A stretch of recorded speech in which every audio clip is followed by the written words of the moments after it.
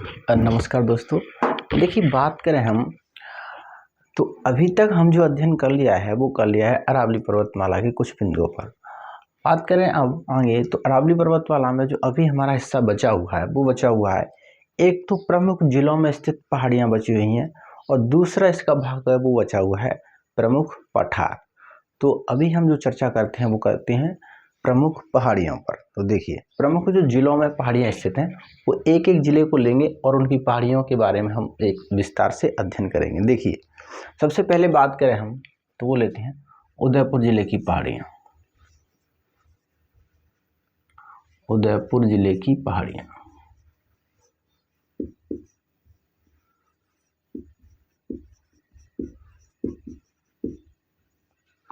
उदयपुर जिले की पहाड़ियां। उदयपुर जिले की पहाड़ियों की बात करें, उदयपुर में जो मुख्यतः पहाड़ियां स्थित हैं वो है हमारी जैसे कि जरगा, रागा, गोगुंदा, जरगा, रागा, गोगुंदा। गोगुंदा से हमारा एक नदी का उद्गम होता है। कौन सी नदी का? गोगुंदा की पहाड़ियों से उद्गम होता है हमारा आयर नदी का। आयर नदी, ये इसी का नाम है बेडच नदी। उसके बाद में गिरवा। गिरवा जो है कैसी पहाड़ी हमारी? तस्तरीनुमा, तस्तरीनुमा पहाड़ी। इसी तरह से आपको सभी जिलों की जो पहाड़ियां हैं वो याद करनी है। और है बीछामेड़ा की पहाड़ियां और धोनिया, कमलनाथ।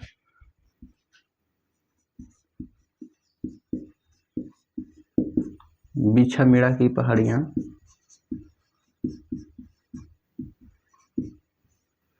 धोनिया। हालांकि धोनिया और कमलनाथ मैं तुम्हें लिखा चुका हूं। धोनिया,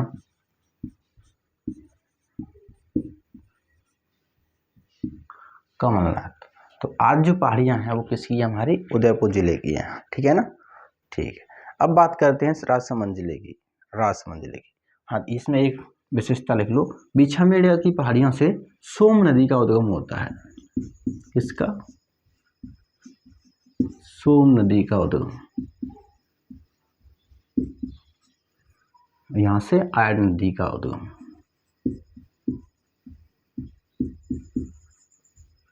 बात करते हैं उदयपुर के बाद में राजसमंद जिले की पहाड़ियों की।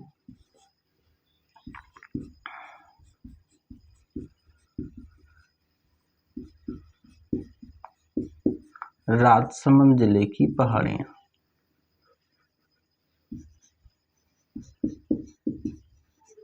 देखिए, तो कुछ पहाड़ियों पर तो हम चर्चा कर चुके हैं, बाकी जो कुछ पहाड़ियां रह गई होंगी उन पे यहाँ पे हम चर्चा कर लेते हैं। जैसे खमनौर की पहाड़ियां, कुंभलगढ़ की पहाड़ियां, देवेर की पहाड़ियां। जैसे खमनौर की पहाड़ियां, खमनौर की पहाड़ियां, आपको पता होगा खमनौर की पहाड़ियों से एक नदी का उद्गम होता है। कौन सी? कुंभलगढ़ के पास में स्थित है ये पहाड़ियां। यहाँ से एक नदी का उद्गम होता है जो राजस्थान के पूर्ण भाग की दृष्टि से सबसे बड़ी नदी है। नाम क्या है? बनास नदी का उद्गम। बनास नदी का उद्गम। देवेर की पहाड़ियां, देवेर की पहाड़ियां। और है हमारी हल्दीघाटी की पहाड़ियां।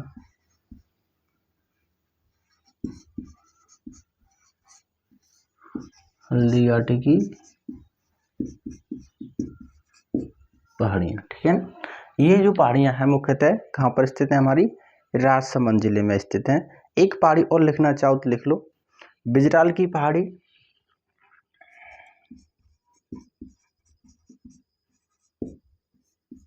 बिजराल की पहाड़ी। और एक लिख लो कुंभलगढ़ की पहाड़ी। कुंभलगढ़ की पहाड़ी। इन दोनों ही नदियों की एक एक विशेषता और है। बिजराल की पहाड़ी से हमारा खारी नदी का उद्गम होता है। खारी नदी का उद्गम जो किसकी सहायक है? बनास की सहायक है। बनास, खारी और ढाई तीनों नदियां मिलके क्या बनाती हैं? एक त्रिवेणी संगम बनाती हैं। खारी नदी का उद्गम। और कुंभलगढ़ की पहाड़ी पर हमारा कुंभलगढ़ का किला बना हुआ है, कुंभलगढ़ दुर्ग बना हुआ है कुंभलगढ़ पहाड़ी पर। और देवेर की पहाड़ियां और हल्दी घाटी की पहाड़ियां, इन दोनों का संबंध किससे? हमारा हल्दी घाटी युद्ध से है, हल्दी घाटी युद्ध से इन दोनों का क्या हमारा संबंध है, ठीक है ना। तो ये जो पहाड़ियां हैं वो किस जिले की पहाड़ियां थी? हमारी राजसमंद जिले की पहाड़ियां थी। अब बात करते हैं अन्य जिले की पहाड़ियों के बारे में। तो बात करें अब अन्य जिलों की पहाड़ियां, तो उसमें तीसरा जिला हम जो लेते हैं वो है जयपुर जिले की पहाड़ियां, जयपुर जिले की पहाड़ी। जयपुर जिले की पहाड़ियों की बात करें तो जैसे कि एक है हमारी सेवर की पहाड़ियाँ, सेवर की पहाड़ियाँ जयपुर में स्थित हैं। इससे एक नदी का उद्गम होता है, उस नदी का क्या नाम है? साबी नदी का उद्गम, साबी नदी का उद्गम। बात करें मनोहरपुरा की पहाड़ियाँ, मनोहरपुरा की पहाड़ियाँ, मनोहरपुरा की पहाड़ियों से हमारी मेंथा नदी का उद्गम होता है, मेंथा नदी का उद्गम। बात करें बैराठ की पहाड़ियाँ, बैराठ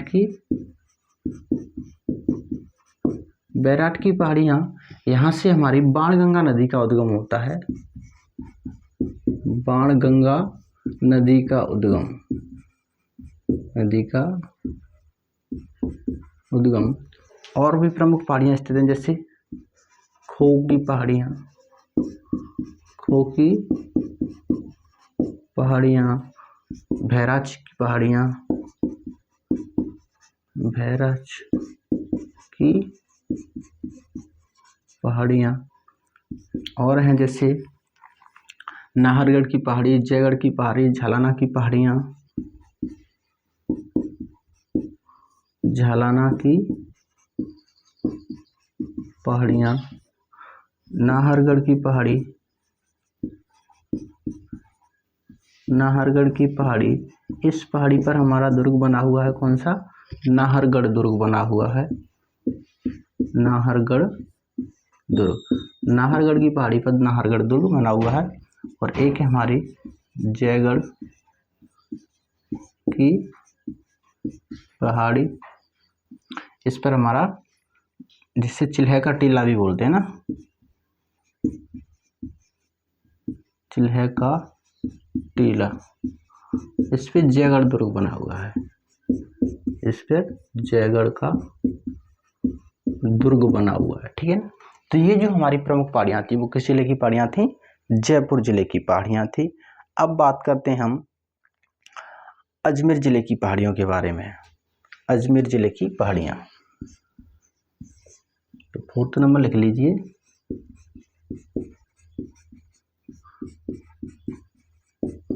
अजमेर जिले की पहाड़ियाँ। हालांकि अजमेर जिले की जितनी भी पहाड़ियाँ हैं हम उनके बारे में चर्चा कर चुके हैं, लेकिन फिर भी जैसे कि एक पहाड़ी रह गई थी हमारी बिंडी की पहाड़ी या बिहड़ी की पहाड़ी या बिछड़ी की पहाड़ी, है ना, तो वो लिख लीजिए। देखो जैसे कि एक है हमारी तारागढ़ की पहाड़ी, तारागढ़ की पहाड़ी या इसी का नाम है बिहड़ी पहाड़ी, बिहड़ी, बेहंडी या बिछड़ी, बिछड़ी, या इसी का अन्य नाम आ जाता है तारागढ़ की पहाड़ी, तारागढ़ की पहाड़ी। तारागढ़ की पहाड़ी जो नाम पड़ा है वो तारागढ़ दुर्ग के नाम पर है।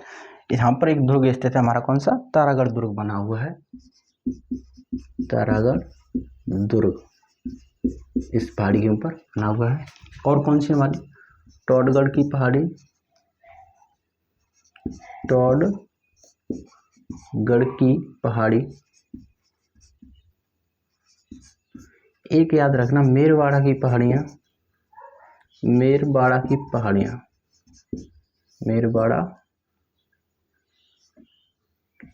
की पहाड़ियाँ, मेरवाड़ा की जो पहाड़ियाँ हैं जो मारवाड़ को मेवाड़ से अलग करती हैं, ये मारवाड़ को मेवाड़ से या मेवाड़ को मारवाड़ से अलग करती हैं, अलग करती हैं, ठीक है ना।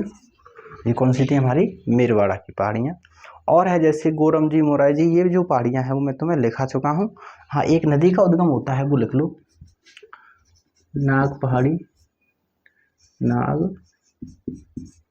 नाग पहाड़ी अजमेर में ही स्थित है। यहाँ से एक नदी का उद्गम होता है सागरमती, सागरमती। और एक नदी है हमारी पुष्कर,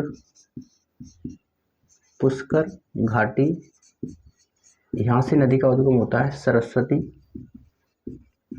और दोनों ही जो नदियाँ हैं वो गोविंदगढ़ के पास जाके मिल जाती हैं, फिर उसका नाम क्या पड़ जाता है, लूनी नदी। गोविंदगढ़ के बाद नाम क्या हो जाता है, लूनी नदी हो जाता है। गोविंदगढ़ के बाद इस नदी का नाम क्या हो जाता है हमारा, लूनी नदी हो जाता है, ठीक है ना। एक और लिख लो, इसमें एक घाटी और है हमारी यहीं पर अजमेर जिले में, घुंघरू घाटी, घुंघरू घाटी स्थित है या पहाड़ी। इस घुंघरू घाटी में हमारा आरपीएससी का भवन बना हुआ है, राजस्थान लोक सेवा आयोग, आरपीएससी मुख्यालय स्थित है, मुख्यालय स्थित है। तो आरपीएससी मुख्यालय कहाँ स्थित है हमारा, घुंघरू घाटी पर स्थित है अजमेर जिले में। तो ये थी हमारी जयपुर और अजमेर जिले की पहाड़ियाँ। अब बात करते हैं अन्य जिलों की पहाड़ियों के बारे में। तो अगले जिले की बात करें तो अगला जिला हम जो लेते हैं वो लेते हैं सीकर जिले की पहाड़ियाँ, सीकर जिले की पहाड़ियाँ। सीकर जिले की बात करें तो सीकर जिले में मुख्यतः 5-6 पहाड़ियाँ स्थित हैं, जैसे कि खंडेला की पहाड़ियाँ, तोरावाटी की पहाड़ियाँ, मालखेत की पहाड़ियाँ, पालखेत की पहाड़ियाँ, हर्ष की पहाड़ियाँ। तो एक एक से लिख लो, खंडेला की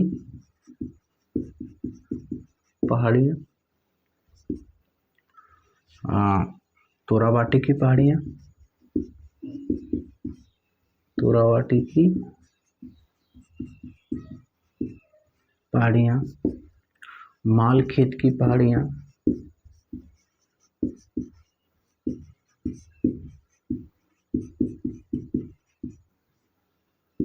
पालखेत की पहाड़ियाँ,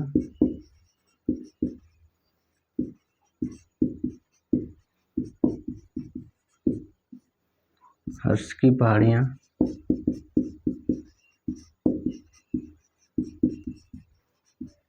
यहाँ पे एक मंदिर बना हुआ है हर्ष की पहाड़ी पर, जीण माता का मंदिर, जीण माता का मंदिर बना हुआ है। और एक मैंने आपको लिखाई थी रघुनाथगढ़ की पहाड़ी, जो उत्तरी अरावली की सबसे ऊंची चोटी भी यहीं पर स्थित है, रघुनाथगढ़ की पहाड़ी, ठीक है ना। तो ये प्रमुख जो पहाड़ियाँ थी वो किस जिले की पहाड़ियाँ थी, हमारी सीकर जिले की पहाड़ियाँ थी। और लिखना चाहो तो एक दो विशेषता इन दोनों की और लिख लो। तोरावाटी जो है वो किसको कहते हैं, कांतली नदी का अपवाह क्षेत्र है, उसे क्या बोलते हैं, तोरावाटी बोलते हैं। कांतली नदी का अपवाह क्षेत्र क्या कहलाता है, तोरावाटी कहलाता है। और दूसरा उद्गम लिखना चाहो तो खंडेला की पहाड़ियों से कांतली नदी का उद्गम होता है, कांतली नदी का उद्गम होता है खंडेला की पहाड़ियों से, जो सीकर जिले में बहने के पश्चात झुंझुनू जिले को 2 भागों में बांटती हुई चूरू जिले की सीमा से पहले ही, चूरू जिले की सीमा से पहले ही मुंडेल गांव के पास झुंझुनू जिले में विलुप्त हो जाती है। और ये इस नदी की कुल लंबाई लगभग 100 किलोमीटर है। और इस नदी के किनारे ही हमारी एक सभ्यता विकसित हुई है, गणेश्वर की सभ्यता। तो ये थी हमारी सीकर जिले की प्रमुख पहाड़ियाँ। अब बात करते हैं हमारे सिरोही जिले की। सारी पहाड़ियाँ मैंने तुम्हें बतला दी तो वो तुम्हें याद वैसी रह जाएंगी। अब बात करते हैं अलवर जिले की पहाड़ियों के बारे में। अगला लिखो,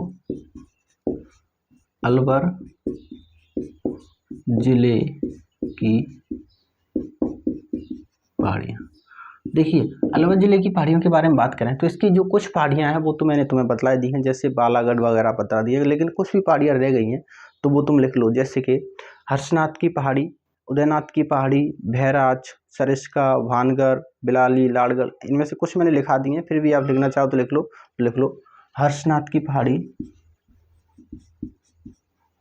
हर्षनाथ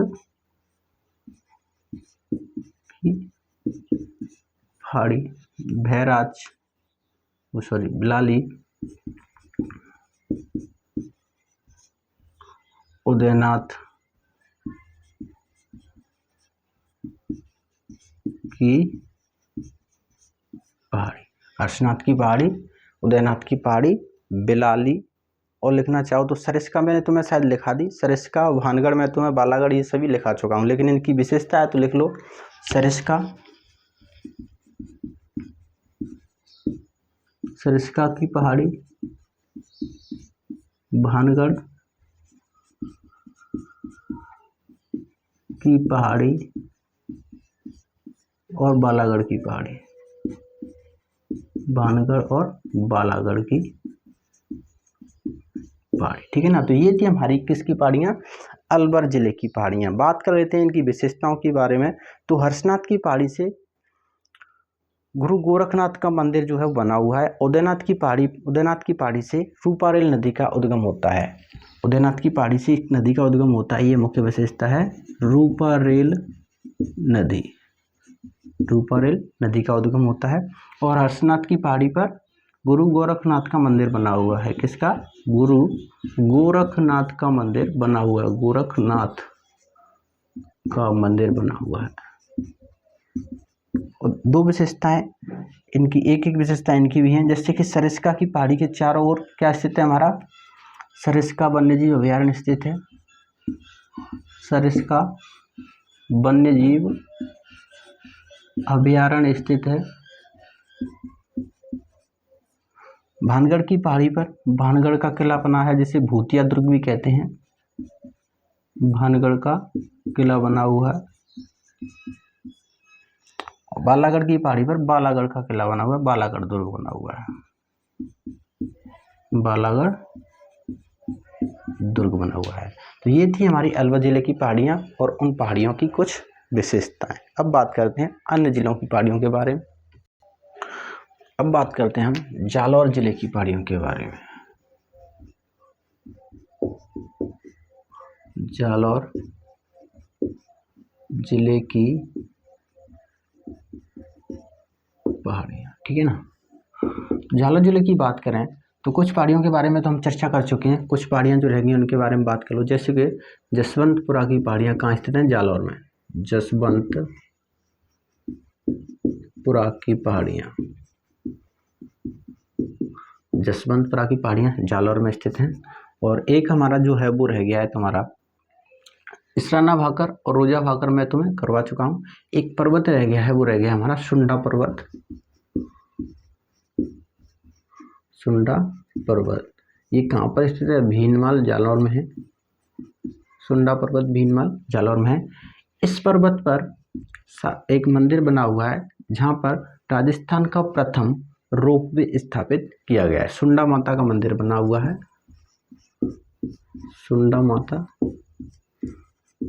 मंदिर, और जहाँ राजस्थान का प्रथम रोपवे बनाया गया, जहाँ राज्य का प्रथम रोपवे बनाया गया। रोपवे आप सभी जानते होंगे, है ना, जो तारों पे जो चलने का सवारी जिसमें जाती है ना तारों के ऊपर, जैसे कि एक पहाड़ी हमारी ये है और एक दूर ऊंचाई पर एक पहाड़ी है हमारी, एक थोड़ी नीची है और एक थोड़ी ऊंचाई युक्त पहाड़ी है, ठीक है ना। तो मान लीजिए यहाँ पर कोई दर्शनीय स्थल स्थित है, तो नीचे से ऊंचाई पर जाने के लिए तारों पर जैसे कि एक डोलची सी बनी जाती है ना, इस तरह से जो तारों पे चलती हैं, इन्हीं को बोलते हैं रोपवे, ठीक है ना। और दो पहाड़ियाँ मैंने आपको बतलाई थी, इसराना भाकर और रोजा भाकर, जो कहाँ पर स्थित है, हमारी जालोर जिले में स्थित है। तो ये तो हो गई हमारे जिलों में स्थित प्रमुख पहाड़ियाँ। अब एक एक कुछ पहाड़ियाँ हैं, जैसे किसी पहाड़ी पर हमारा दुर्ग स्थित है, किसी पर मंदिर स्थित है, तो वो आप लिख लीजिए 2-3 पहाड़ियों के बारे में। जैसे कि चिड़ियाटूक पहाड़ी पर जोधपुर जिले में मेहरानगढ़ दुर्ग बना हुआ है। त्रिकूट पहाड़ी पर क्या बना हुआ है, हमारा जैसलमेर जिले में सोनारगढ़ का किला बना हुआ है। तो ये आप चीज़ लिख लीजिए ना, तो एरो आगे आप लिखते चलिए। जैसे कि चिड़ियाटूक पहाड़ी पर, चिड़ियाटूक पहाड़ी पर जोधपुर जिले में, जोधपुर जिले में मेहरानगढ़ दुर्ग बना हुआ है। मेहरानगढ़ दुर्ग बना हुआ है, बना हुआ है, मेहरानगढ़ दुर्ग बना हुआ है, ठीक है ना। चित्तौड़गढ़ में मेसा के पठार पे एक दुर्ग बना हुआ है, चित्तौड़गढ़ का दुर्ग। और बात करेंगे त्रिकूट पहाड़ी, त्रिकूट पहाड़ी या कभी कभी पर्वत भी मिल जाता है, ठीक है ना। त्रिकूट पहाड़ी जैसलमेर में क्या बना हुआ है, सोनारगढ़ दुर्ग बना हुआ है, सोनारगढ़ दुर्ग बना हुआ है, ठीक है ना।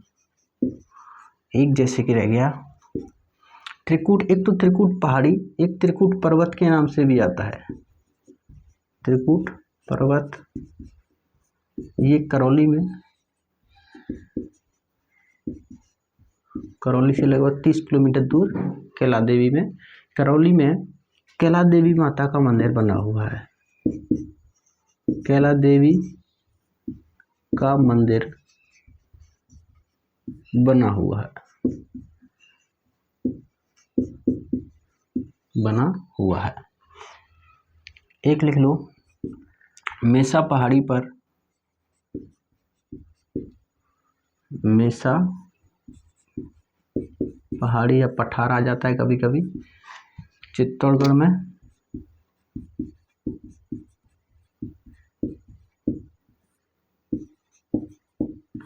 चित्तौड़गढ़ दुर्ग बना हुआ है, चित्तौड़गढ़ दुर्ग बना हुआ है। एक लिख लो, रायसीना हिल्स दिल्ली में स्थित है, रायसीना पहाड़ी जो कहाँ पर स्थित है, दिल्ली में स्थित है। रायसीना पहाड़ी दिल्ली में जो स्थित है, वहाँ पर एक आप लिख लीजिए, रायसीना पहाड़ी दिल्ली हो गया, एक आप लिख लीजिए, घुंघरू घाटी मैंने तुम्हें बतला ही दिया, अजमेर में स्थित है। एक रह गई है मुकुंदवाड़ा की पहाड़ियाँ, ये क्वेश्चन पूछ लिया गया है, मुकुंदवाड़ा की पहाड़ियाँ कहाँ स्थित हैं। मुकुंदवाड़ा की जो पहाड़ियाँ स्थित हैं हमारी, वो कहाँ पर स्थित है हमारी, वो है हमारी सीकर में, मुकुंदवाड़ा की पहाड़ियाँ सीकर में। और इन्हीं से मिलता हुआ जो नाम है वो हमारी मंडहोली की पहाड़ियाँ, मंडहोली की पहाड़ियाँ दोनों ही अच्छे हैं। मंडहोली की पहाड़ियाँ जो स्थित हैं वो है हमारी भरतपुर जिले में, भरतपुर जिले में स्थित है, जिनकी ऊंचाई लगभग 216 मीटर है। तो ये थी हमारी राजस्थान के जिलों में स्थित प्रमुख पहाड़ियाँ, ठीक है ना। मैंने आपको सभी पहाड़ियाँ बता दी हैं। बूंदी जिले की बात करें तो बूंदी जिले में अरावली पर्वतमाला को एक अन्य नाम से जाना जाता है, वो जाना जाता है हमारा आडावाला पर्वत के नाम में। तो हाड़ौती के पठार में जितनी भी पहाड़ियाँ हैं वो हम हाड़ौती के पठारी प्रदेश के साथ उन पहाड़ियों के बारे में चर्चा कर लेंगे, ठीक है ना। तो अरावली पर्वतमाला का जितना भी पोर्शन था वो अब तक हो गया है पहाड़ियों से लेकर। अब जो बचता है वो बचता है हमारा केवल पठार, राजस्थान के प्रमुख पठार। और एक मैं आपको स्पेशल एक पहाड़ी के बारे में अध्ययन करा देता हूँ, वो लिख लो आप गुरु शिखर। अब हेडिंग डाल लीजिए गुरु शिखर, ठीक है ना। एक स्पेशल पढ़ लेते हैं हम गुरु शिखर के बारे में, ठीक है ना।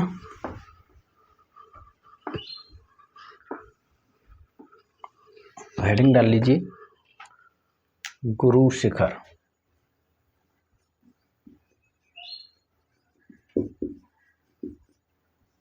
गुरु शिखर, गुरु शिखर जो है वो राजस्थान की सबसे ऊंची क्या है, चोटी है। बात करें गुरु शिखर की तो ये स्थित कहाँ पर है, ये तो सिरोही जिले के, सिरोही जिले की आबू तहसील में, आबू तहसील में स्थित है। गुरु शिखर कहाँ स्थित है, सिरोही जिले की आबू तहसील में स्थित है। शांत वातावरण के कारण कर्नल जेम्स टॉड ने इसे क्या कहा था, संतों का शिखर कहा था। तो शांत वातावरण के कारण, शांत वातावरण के कारण कर्नल टॉड ने, कर्नल जेम्स टॉड ने गुरु शिखर को,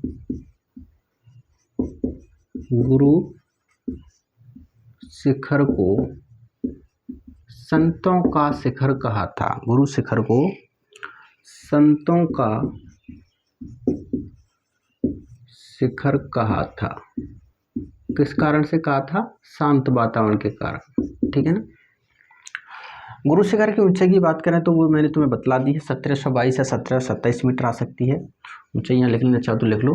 ऊंचाई है इसकी 1722 मीटर या 1727 मीटर, जो भी ऑप्शन में आए आप कर देना। राजस्थान की सर्वोच्च ऊंची चोटी है, राज्य की सर्वोच्च चोटी, राजस्थान की सर्वोच्च चोटी है। बात करें गुरु शिखर की अगली विशेषताओं की तो एक विशेषता इसकी इम्पोर्टेंट ये है कि उत्तर में हिमालय पर्वत में स्थित माउंट आबू तथा दक्षिण में नीलगिरी की पहाड़ियों से, दक्षिण में नीलगिरी की पहाड़ियां और उत्तर में माउंट आबू पर्वत, उन दोनों के मध्य में स्थित यह भारत की सबसे ऊंची चोटी है, ठीक है ना। तो हिमालय तथा नीलगिरी पर्वत, ये ऐसे लिख लो, हिमालय उत्तर दिशा तथा नीलगिरी पर्वत ये कहाँ पर है, दक्षिण दिशा में स्थित है, दक्षिण दिशा। हिमालय तथा नीलगिरी पर्वत के मध्य स्थित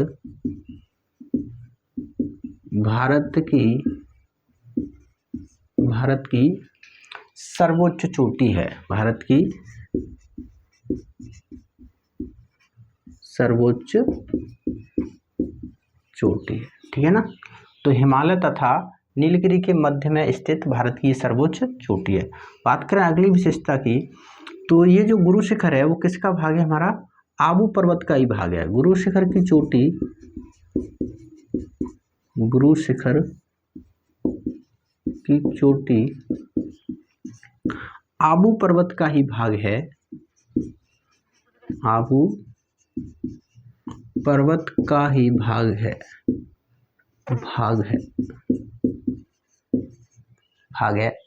अतः इसका निर्माण भी किससे होगा, अतः इसका निर्माण भी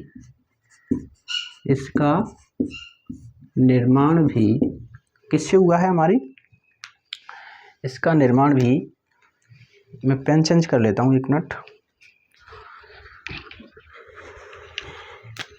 इसका निर्माण भी ग्रेनाइट तथा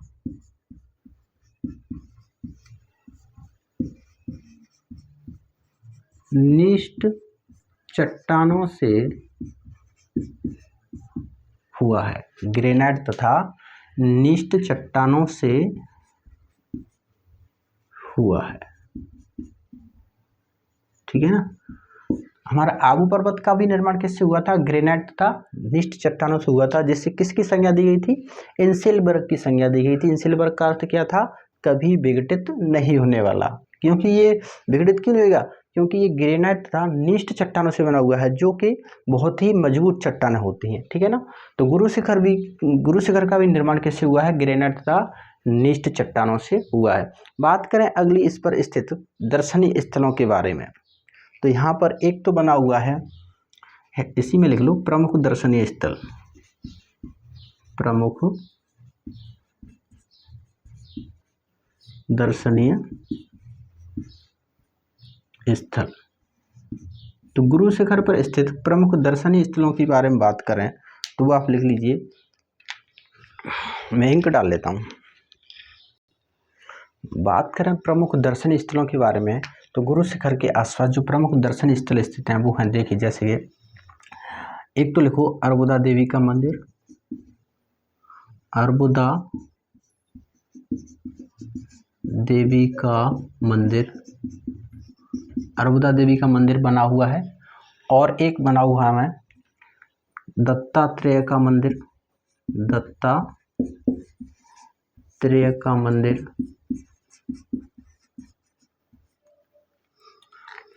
दत्तात्रेय का मंदिर। और बना हुआ है हमें वशिष्ठ आश्रम। वशिष्ठ आश्रम। एक बना हुआ है हमारा भंवराथल।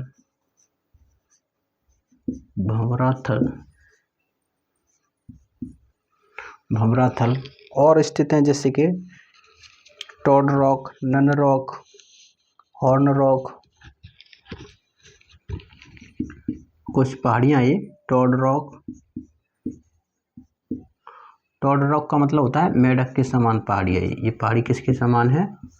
मेढक के समान।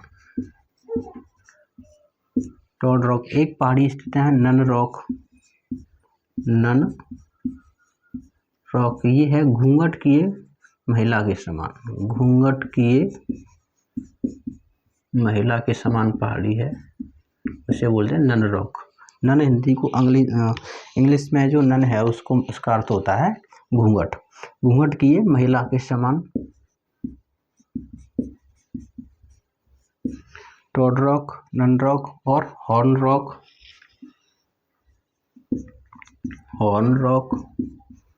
टेबर टेक और हैं सन पॉइंट और लव पॉइंट आदि, ठीक है ना। तो ये कुछ प्रमुख दर्शनीय स्थल हैं।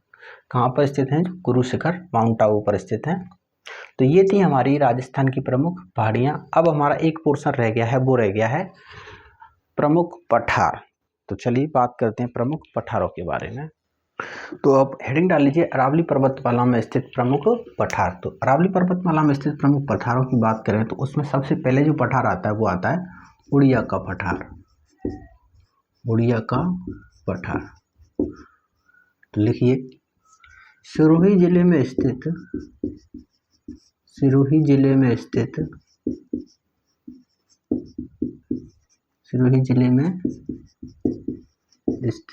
यह राज्य का सबसे ऊंचा पठार है। राज्य का सबसे ऊंचा पठार है, जिसकी ऊंचाई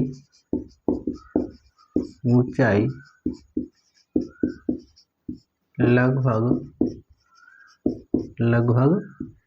1360 मीटर है। 1360 मीटर है, ठीक है ना। दूसरा पठार लिखिए, वो लिखिए आबू का पठार। आबू का पठार लिखिए सिरोही जिले में स्थित, ये भी हमारा सिरोही में है। सिरोही जिले में स्थित यह राज्य का दूसरा सबसे ऊंचा पठार है। यह राज्य का दूसरा सबसे ऊंचा पठार है। सबसे ऊंचा पठार है। इसकी ऊंचाई लगभग कितनी है? 1200 मीटर है। इसकी ऊंचाई लगभग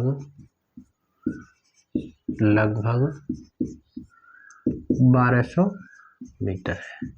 इसकी ऊंचाई लगभग कितनी है? 1200 मीटर है। तो ये राजस्थान के दो सबसे ऊंचे पठार हैं। कौन कौन से? उड़िया का पठार और दूसरा कौन सा है हमारा? आबू का पठार। बात करें तीसरे पठार की तो वो है गोगुंडा का पठार। गोगुंडा का पठार। इसकी विशेषता ये है कि राज्य का सबसे बड़ा पठार है। देखिए ऊंचे की बात करें तो उड़िया आ जाएगा, बड़े की बात करें तो गोगुंडा आएगा ना। लिखिए उदयपुर जिले में स्थित, उदयपुर जिले में स्थित यह राज्य का सबसे बड़ा पठार है। सबसे बड़ा, बड़े का मतलब क्षेत्रफल में बड़ा है ना, और ये ऊंचाई में बड़े हैं। राज्य का सबसे बड़ा पठार है जिसका क्षेत्रफल लगभग 250 स्क्वायर किलोमीटर है। जिसका क्षेत्रफल लगभग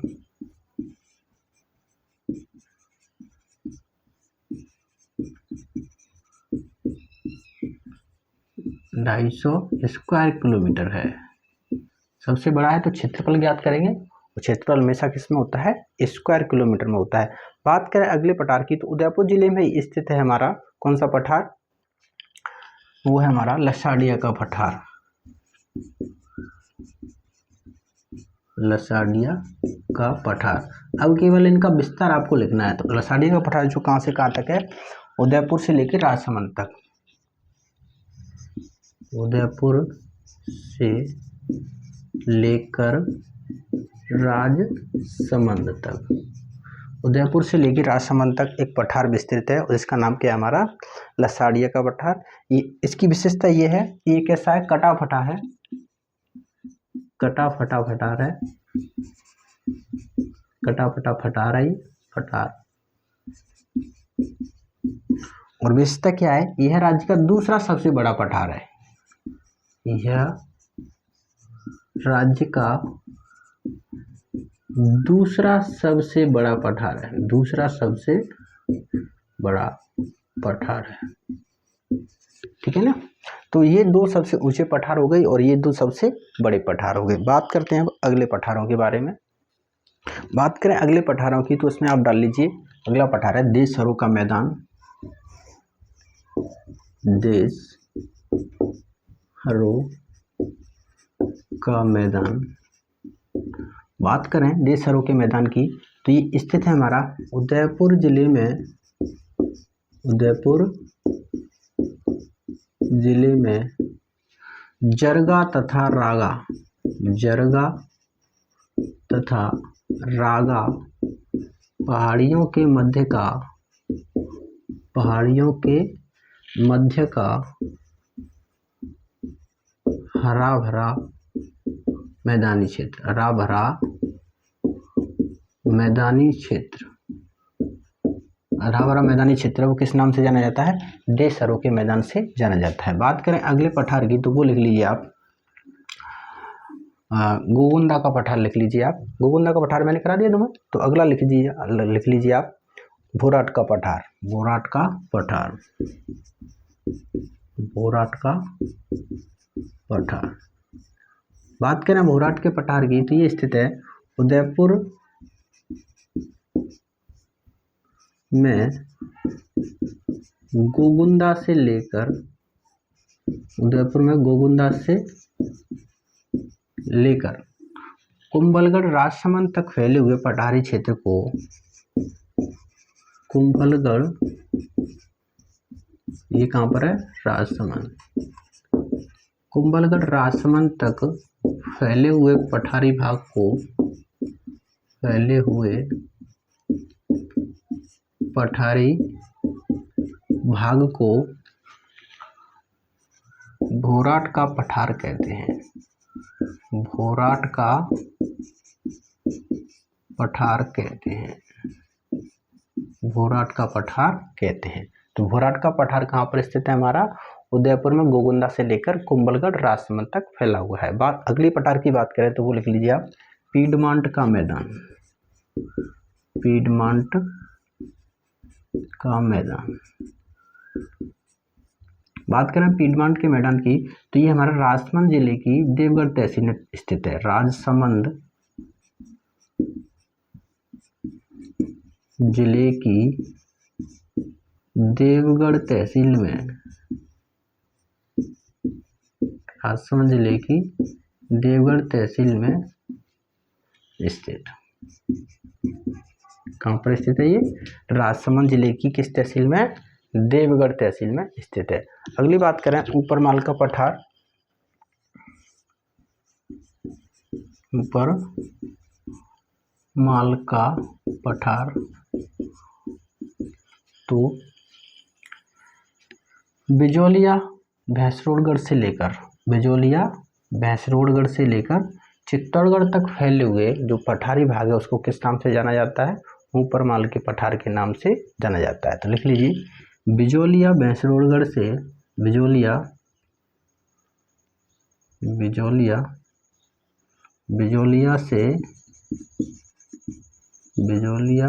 से भैंसरोडगढ़ तक,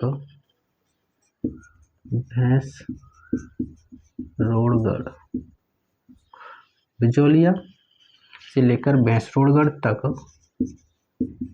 फैले मैदानी क्षेत्र को किस नाम से जाना जाता है? ऊपर माल के पठार के नाम से जाना जाता है। बात करते हैं मेसा का पठार। तो ये मेसा का पठार कहाँ स्थित है हमारा? ये चित्तौड़गढ़ में स्थित है। चित्तौड़गढ़ में स्थित है। एक दो छोटे छोटे पठार और बचते हैं, जैसे कि एक है हमारा पोतवार का पठार और एक है कांकड़बाड़ी का पठार। तो अगला लिख लीजिए, पोतवार का पठार ये हमारा उत्तर पूर्वी अरावली में विस्तृत है।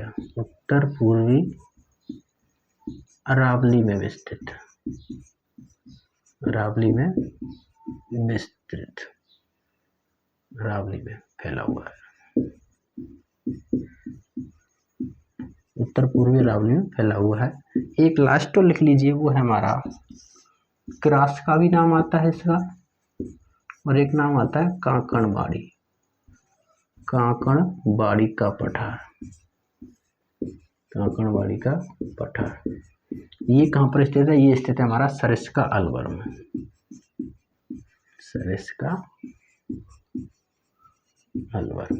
ठीक है ना। तो ये थे हमारे अरावली के कुछ प्रमुख पठार। तो बात करें अरावली पर्वतमाला की, तो अब यहाँ पर आपका अरावली पर्वतमाला का जितना भी पोर्शन है वो समाप्त हो जाता है। अगर फिर भी कोई मेरे से छूट गया हो तो आप मेरे को कमेंट में पूछ सकते हो, ठीक है ना। तो अरावली पर्वतमाला यहाँ पर समाप्त होती है। अगला जो हमारा पोर्शन है वो हम स्टार्ट करेंगे पूर्वी मैदानी प्रदेश, ठीक है ना। तो देखिए, अब तक हम 2 भागों के बारे में चर्चा कर सकते हैं और काफ़ी वीडियो हमने बना दिए हैं। बात करें तो थोड़े चैनल पे सब्सक्राइब बढ़वाओ, सभी से विनती है, और थोड़ा कमेंट किया करो, और वीडियो अच्छा लगे तो लाइक भी किया करो। Thank you.